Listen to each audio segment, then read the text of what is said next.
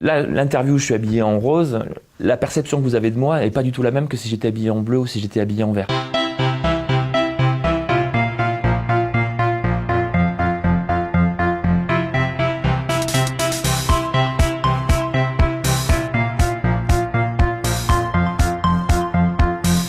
En Angleterre, on a repeint des salles de classe qui étaient beiges, des salles de classe d'enfants de 7-8 ans, on les a repeints en rose.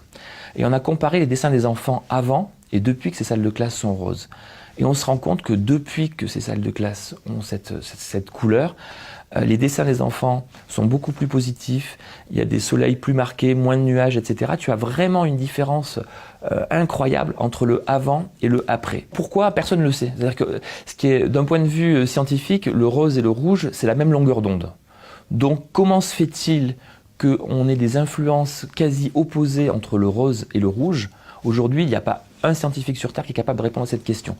Mais ce qui est formidable, c'est que tu as des centaines de scientifiques partout dans le monde qui travaillent sur ces influences parce qu'elles se rendent compte que ça va vraiment très très loin sur notre morale, sur notre productivité. En médecine du travail, par exemple, on se rend compte aujourd'hui que le pire du pire du pire, c'est les murs blancs.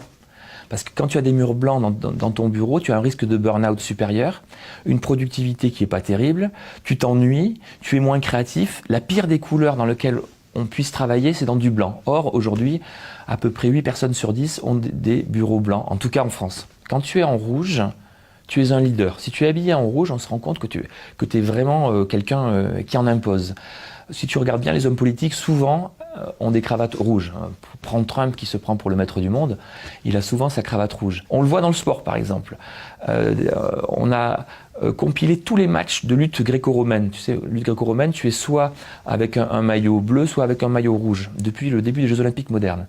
On est à plus de 2/3 de victoire pour le lutteur habillé en rouge.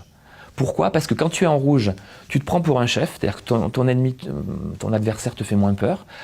L'adversaire qui est en bleu te voit en rouge, dit « Oulala, celui-là, il va être fort ». Et l'arbitre aussi a le sentiment que le plus fort, c'est celui qui est habillé en rouge.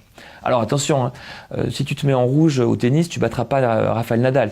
Ça se joue à pas grand-chose, mais le fait d'être en rouge, ça te donne une force incroyable. Si tu regardes le vert, il est exactement au milieu entre les infrarouges et les ultraviolets, c'est vraiment la couleur au centre. C'est la couleur de l'équilibre. Et on va le retrouver dans plein de domaines. À Las Vegas, par exemple, on a fait jouer des joueurs sur des tapis à la roulette, des tapis bleus, rouges ou verts. Quand les tapis sont rouges, les joueurs jouent fortement, mais se lassent très vite. Quand les tapis sont bleus, ils vont jouer mollement, et puis s'ennuyer, donc ils vont pas jouer beaucoup. Quand les tapis sont verts, ils vont jouer modérément, mais même s'ils commencent à perdre, ils vont continuer à jouer parce que cette couleur va leur donner confiance et ils vont se dire « je vais me refaire ». Quand tu demandes aux personnes quelle est votre couleur préférée, il y a très peu de gens qui répondent le jaune. Et quand tu dis quelle est la couleur que tu aimes le moins, beaucoup de gens n'aiment pas le jaune. Bleu et vert, tu es dans un bureau bleu, tu vas avoir de meilleures idées, tu vas mieux travailler. C'est vraiment une très bonne couleur pour tous ceux qui travaillent, qui ont des travaux, enfin des métiers créatifs. Je vous conseille le bleu ou le vert. C'est incroyable. Les bonnes idées, on les trouve dans du bleu et dans du vert. Par contre, on est moins productif, on sera moins précis, on fera peut-être plus de fautes d'orthographe que si on est dans du rouge, de l'orange ou du jaune. D'ailleurs, un petit conseil, moi ce que je fais, et je vous conseille d'essayer, ayez plusieurs fonds d'écran. Et selon les tâches que vous faites, changez la couleur de votre fond d'écran parce que c'est pas toujours évident de dire à votre patron « j'aimerais bien que vous repeigniez les murs de mon bureau ». Donc commencez par votre fond d'écran.